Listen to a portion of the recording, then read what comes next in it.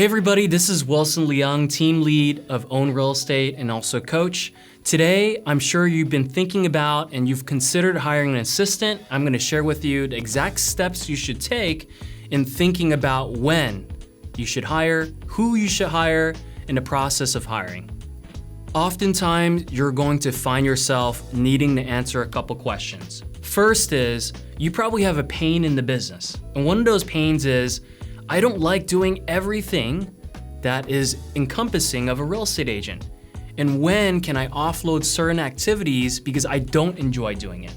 Because I can't see a career where you're gonna do everything that you don't enjoy. I think there gets a time and place where you feel eligible for you to be able to delegate some of the work because you have a higher focus and energy for something else that's going to contribute to more bottom line or more families helped in building relationships, for example.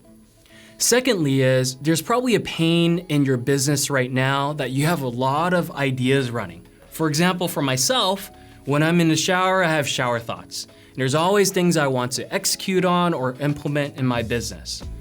I just gave you the two things that you need to do before you consider hiring an assistant. The first is, make a list of everything you do not enjoy doing. The things that you believe are not your strengths or the ways that you want to contribute as a real estate agent. The second list is things that you know you should be implementing in your business because it's going to grow your business. Make that second list. Once you have these two lists, I believe you have a game plan and a job description for your future hire. I think it's important for us to figure out when you should hire an assistant. And personally for me, it got to the point where I could only do 10 transactions a year, and that was my ceiling of achievement and my own capacity. You know, understanding your own flaws is going to be important for this whole process of hiring because you're looking for someone to be able to cover the bases on what you're not good at.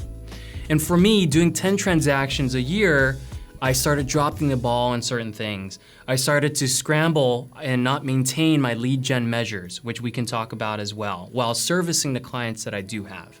And as a real estate agent, you know what your most important duties are, lead gen and lead follow-up.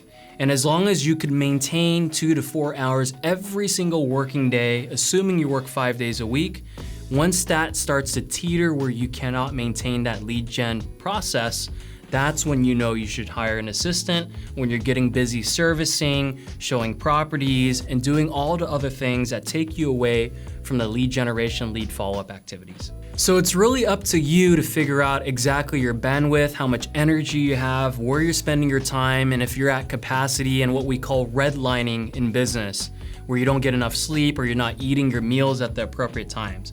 So now we're gonna give you some practical things to consider for the hiring process and who to look for. So when you're looking for the right assistant, or what we call the perfect assistant for your role, you want to find someone that's not interested in a job and getting an hourly wage.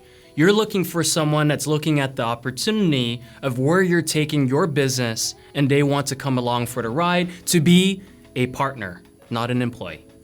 So what that looks like is you have to have clarity on where you're taking your business. Have you thought about that? Or are you looking just to fill in some gaps in your business and have someone take away the pain points in your life for your business? That's probably not gonna work long term, and you're going to have retention issues if you don't clearly give an expectation of where you're gonna be headed. Here are some practical bullet points that you should be aware of when you're looking for an assistant. First is you want to make sure that you're budgeting correctly so you can hire the appropriate person. Now, budgeting as in a percentage of your GCI should go towards W-2 or payroll. And usually for us, it's gonna be about a 15% for salaries. And as much as I say 15%, when I hired my assistant, it was 40%. So you also need to be thinking in advance in terms of you are going somewhere and you're going to grow, and at times you're gonna be spending a little bit more upfront for that growth. Secondly is you're gonna want to analyze your own behavioral profile, and that way you understand your strengths and your weaknesses. Strengths and weaknesses are like a rubber band. In some cases, we can stretch it longer. In other cases, we stretch it a little bit and it snaps. So behavioral strengths and weaknesses work in the same way. You knowing your strengths and weaknesses, you'll be able to identify someone else's strengths as your weakness. Also realize that whoever you hire, you're gonna be spending a lot of time. Similar to the chair you sit in and the bed that you're gonna sleep in, you're spending a lot of time. And that means you're gonna have to like this person. Not like them in terms of necessarily their personality or their interests, but like them enough that you can work alongside each other as partners where there's a common goal of growing the business together. Let's talk about compensation structure because we know it's going to be a percentage of our gross commission income, but we also want to get creative with how we compensate so we encourage the right behavior and activities. Now realize an executive assistant, for example, is going to be looking for security. So the majority of the pay is probably going to be in that form of an hourly or a salary. Also, you're gonna want to look into health benefits, vacation benefits, other benefits potentially, depending on their background and how competitive it is in your marketplace. And third, you're gonna want to bonus appropriately. Are you going to be bonusing per transaction? Or are you going to be bonusing net profit or on growth?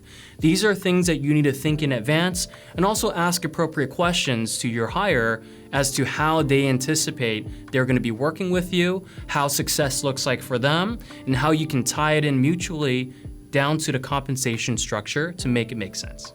You're probably thinking, where am I going to find this assistant?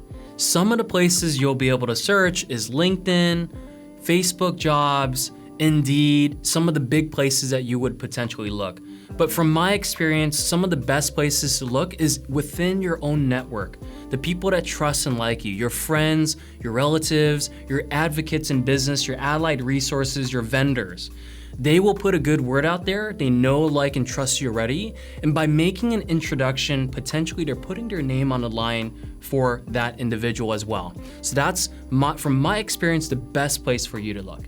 Now I'm going to give you some tips and questions that you should ask during the interview process or on your discovery calls with the candidates. The first question you want to ask the potential assistant is, can they see themselves in sales?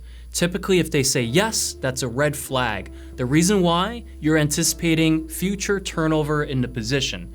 You want to find someone that's dedicated on the operational side, that foresees themselves as a partner to grow that side of the business with you. Another question you can ask is what they've been first at.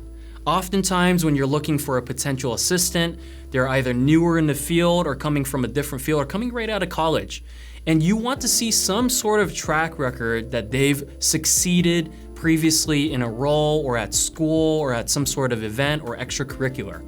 If they are able to explain succinctly what they've been first at or what they have succeeded in, that's going to give you indication that they're not your average person, that will want to pursue a little bit more, go the extra mile on behalf of the company, because obviously this is how much time they're going to be dedicating to their life. And here's the final tip that I'm going to give you when you're interviewing for an assistant. You want them to take the job from you before you want to give it to them. Oftentimes we are salespeople, we're real estate agents. We're going to sell the person on the role, and that's a mistake. We want them to show their interest before we actually explain exactly what the opportunity looks like. Now, we are salespeople and we're really good at that. So we want to make sure we refrain from being too expressive on exactly what it is that we're going to accomplish together. As much as I've said previously, you want to paint a vision of where you're going.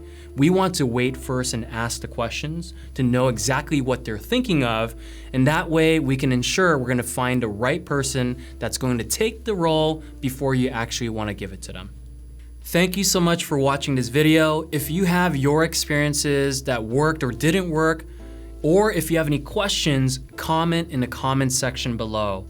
And also like and subscribe to the channel. That way you know and are notified on future videos and other things that we're going to be sharing.